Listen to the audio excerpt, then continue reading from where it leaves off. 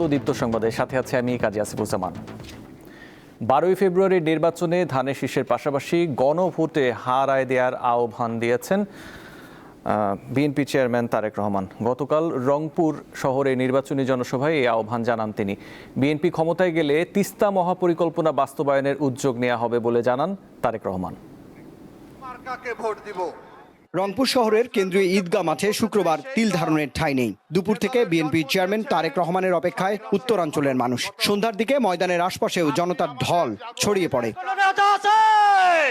রাত 8:30টার কিছু পর সমাবেশ স্থলে আসেন তারেক রহমান। এ সময় জনতা উচ্ছ্বাসে ফেটে পড়ে।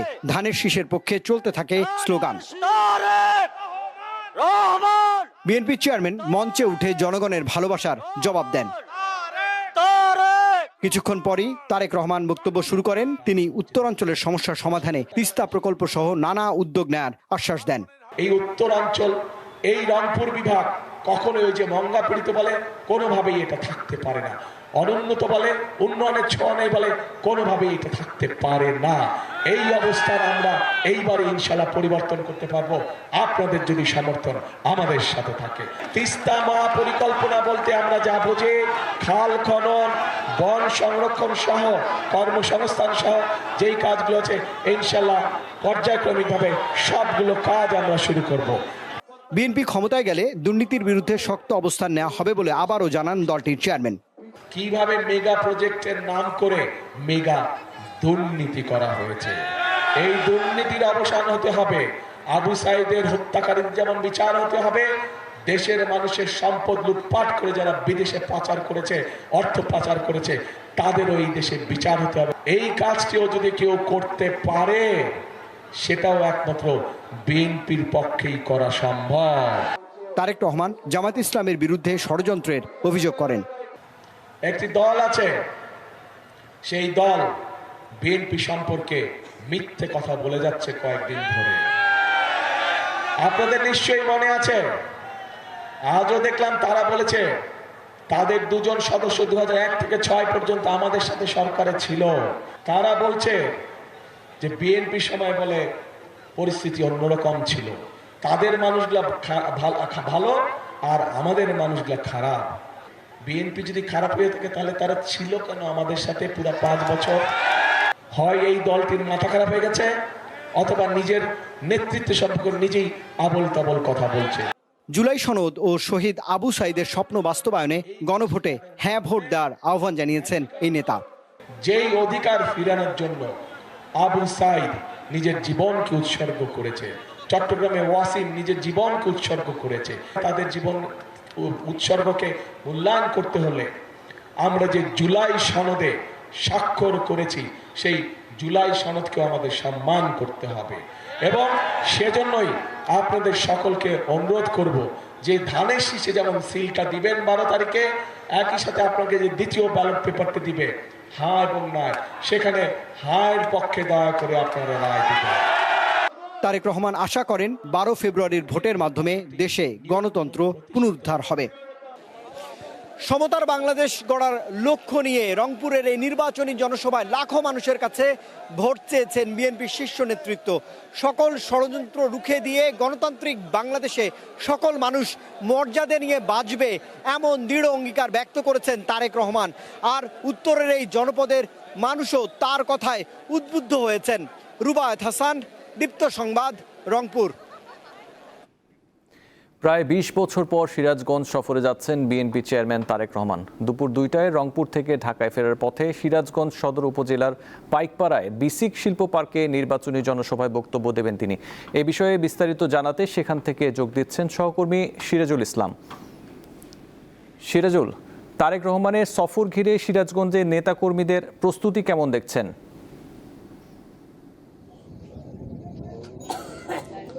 হ্যাঁ আসিফ, আপনাকে জানিয়ে রাখি যে প্রায় 20 বছর পর কিন্তু সিরাজগঞ্জে আসছেন বিএনপির বিএনপির চেয়ারম্যান তারেক রহমান। তিনি ইতিমধ্যে কিন্তু এই সিরাজগঞ্জের যে মঞ্চ সেটা কিন্তু প্রস্তুতি করা হয়েছে এবং ইতিমধ্যে কিন্তু আসলে যারা নেতাকর্মীরা রয়েছে তারা কিন্তু এখনও এই মঞ্চে এখনও আসে নাই, তবে বেলা বাড়ার সাথে সাথে কিন্তু এখানে এই সমাধিস্থলে তারা কিন্তু আসবেন। এই উপলক্ষে কিন্তু এই সিরাজগঞ্জে যারা বিএনপি নেতৃবৃন্দ রয়েছে তারা কিন্তু ব্যাপক প্রস্তুতি নিয়েছে এবং গতকালকে রাত রাতে থেকে কিন্তু মঞ্চ তৈরি করা হয়েছে। এখানে আজকে 2টার দিকে কিন্তু এই সমাধিস্থলে তারেক রহমানের আসার কথা রয়েছে।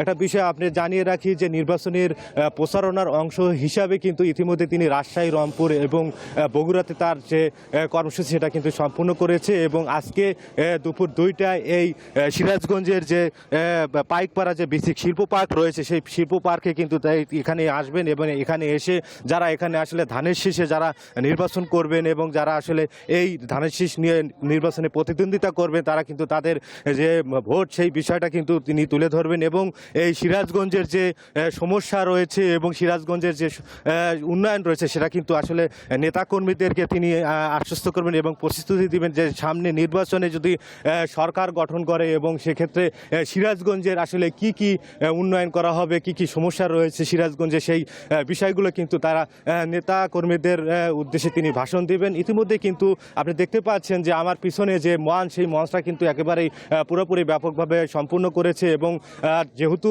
2টার দিকে আসলে কর্মসূচি রয়েছে এখনো পর্যন্ত কিন্তু এই পাইকপাড়ায় যে কর্মসূচি রয়েছে এখানে কিন্তু এখনো নেতাকর্মীরা আসে নাই, তবে বেলা বাড়ার সাথে সাথে আসবে।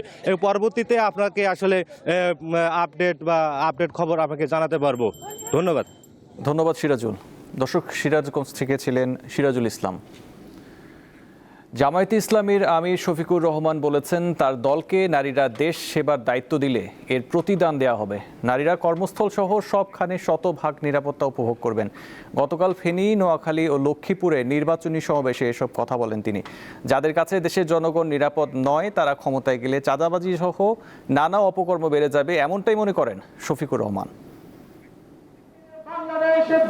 খৈয়ারা ঝর্ণা, বিজয় সিংহ দিঘি ও সুড়ঙ্গ পথ খ্যাত ফেনী জেলার সরকারি পাইলট উচ্চ বিদ্যালয়ের মাঠের নির্বাচনী জনসভার মধ্য দিয়ে শুরু হলো জামায়াত সহ 11 দলীয় জোটের নির্বাচনী জনসভার 3য় পর্ব, যেখানে আগামী নির্বাচনকে সামনে রেখে ঐক্য ও সাম্যের উপর ভিত্তি করে ভোট চাইলেন 11 দলীয় জোটের নেতারা।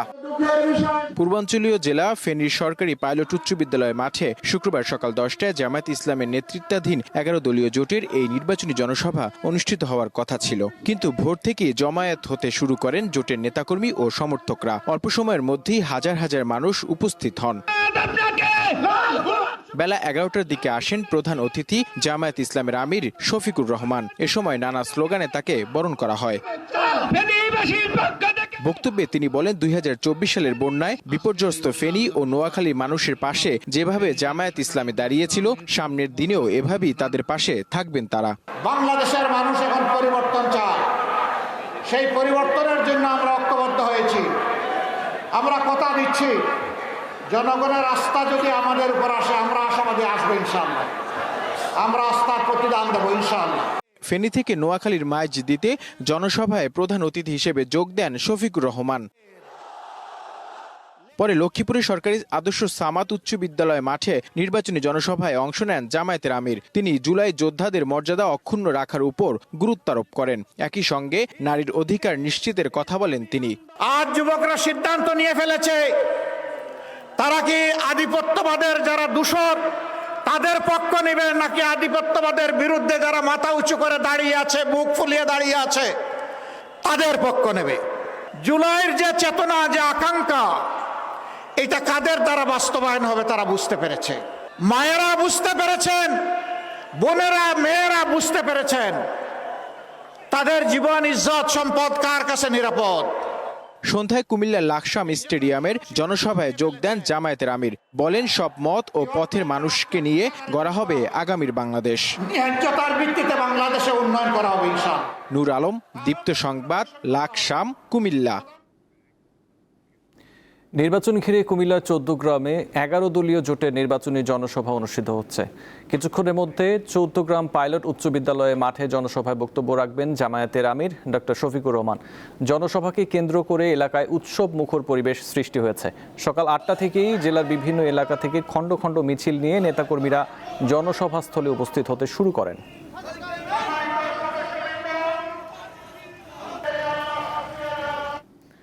দর্শক, 11 দলীয় জোটের নির্বাচনী জনসভায় আছেন সহকর্মী নূর আলম, সরাসরি যোগ দিচ্ছেন তিনি। নূর, জামায়াতে আমির কি জনসভায় পৌঁছেছেন? জনসভায় মানুষের উপস্থিতি কেমন দেখছেন?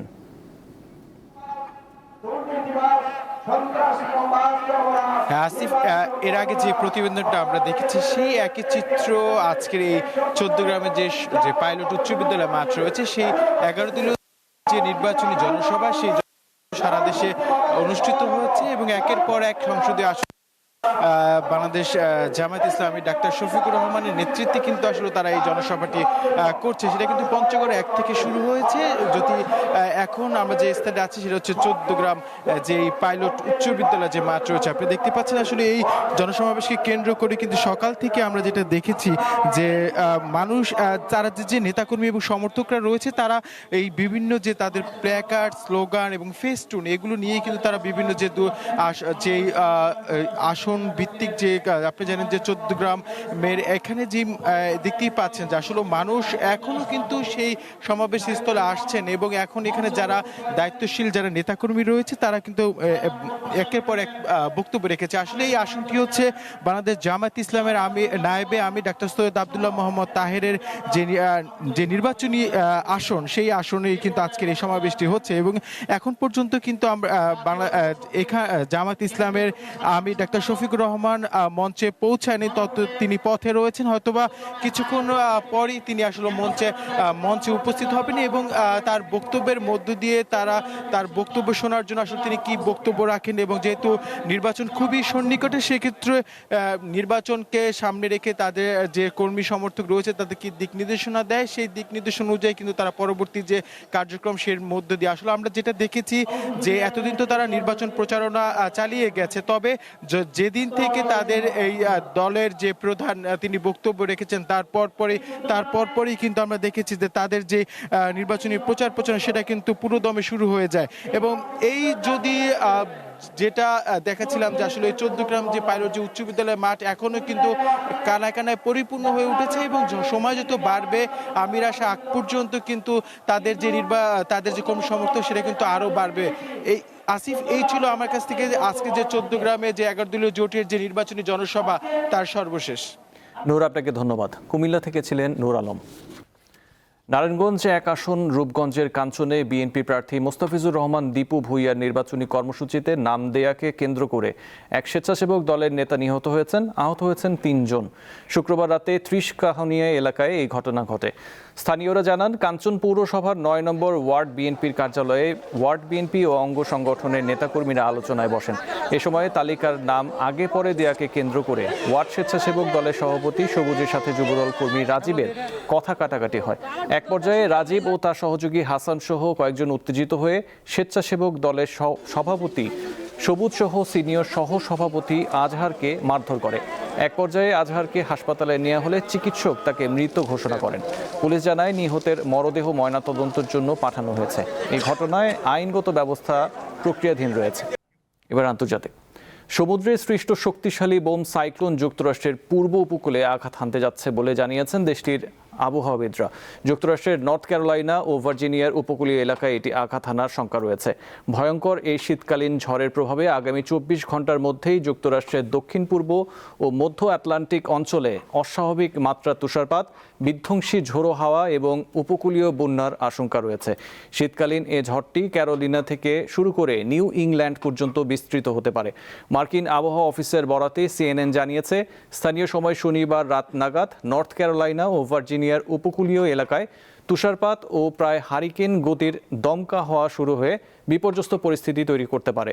ঝড়ের গতিপথ উপকূলের আরও কাছাকাছি হলে সপ্তাহান্তে নিউ ইংল্যান্ডের উপকূলীয় অঞ্চল, বিশেষ করে পূর্ব ম্যাসাচুসেটসেও তুষারপাত ও প্রবল বাতাস দেখা দিতে পারে। দক্ষিণ পূর্ব যুক্তরাষ্ট্রে প্রায় 2.80 লাখ মানুষ শীতকালীন ঝড় সংক্রান্ত সতর্কবার্তার আওতায় রয়েছে। যুক্তরাষ্ট্রের সঙ্গে আলোচনায় ফেরার জন্য ইরান প্রস্তুত রয়েছে, কিন্তু হুমকির মুখে কোনো আলোচনা হবে না বলে জানিয়েছেন দেশটির পররাষ্ট্রমন্ত্রী আব্বাস আরাকচি। তিনি জানিয়েছেন, উত্তেজনা নিরসনের একমাত্র পথ হলো কূটনীতি, আর সেই অবস্থান থেকে ইরান সরে আসবে না। স্থানীয় সময়ে শুক্রবার তুরস্ক সফরে সাংবাদিকদের সঙ্গে আলাপকালে এসব কথা বলেন ইরানের পররাষ্ট্রমন্ত্রী। আরাকচি বলেন, যুক্তরাষ্ট্রের সঙ্গে আলোচনা করতে ইরানের কোনো আপত্তি নেই, কিন্তু হুমকির মুখে কোনো আলোচনা হতে পারে না। আঙ্কারায় তুরস্কের পররাষ্ট্রমন্ত্রী হাকান ফিদানের সঙ্গে যৌথ সংবাদ সম্মেলনে তিনি আরও বলেন, নিজের নিরাপত্তা ও প্রতিরক্ষা নিয়ে কোনো দেশই আপোষ করতে প্রস্তুত নয়। ইরান যেমন আলোচনার জন্য প্রস্তুত, তেমনি যুদ্ধের জন্যও প্রস্তুত। অন্যদিকে মার্কিন প্রেসিডেন্ট ডোনাল্ড ট্রাম্প জানিয়েছেন, মার্কিন সামরিক পদক্ষেপের মুখোমুখি হওয়ার চেয়ে বরং একটি চুক্তি করতে আগ্রহী ইরান। শুক্রবার হোয়াইট হাউসে ট্রাম্প আরও বলেন, ইরান যুক্তরাষ্ট্র চুক্তি হলে ভালো, আর যদি না হয় তাহলে পরেরটা পরে দেখা যাবে। বাংলাদেশ মহিলা ক্রীড়া সংস্থার আয়োজনে ময়মনসিংহ বিভাগে অনুষ্ঠিত হয়েছে খেলার ডাক শীর্ষক দিনব্যাপী ক্রীড়া উৎসব।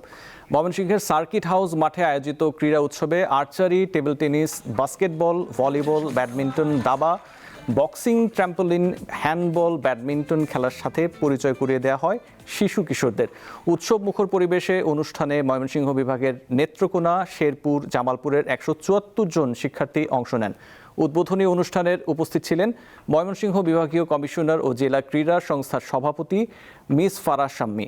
এ সময় বাংলাদেশ মহিলা ক্রীড়া সংস্থার সভানেত্রী ব্যারিস্টার সারওয়াত সিরাজ শুক্লা সহ সভানেত্রী ডাক্তার ইসমাত আরা লিটা ও সাধারণ সম্পাদিকা ফিরোজা করিম নেলি উপস্থিত ছিলেন। এ ছিল এখনকার মতো। পরের সংবাদ দেখবেন 12টায়, দেখার আমন্ত্রণ রইল। এছাড়া আরও তথ্য বিনোদনের জন্য চোখ রাখুন দীপ্ত টিভির ডিজিটাল প্ল্যাটফর্মগুলোতে। ধন্যবাদ।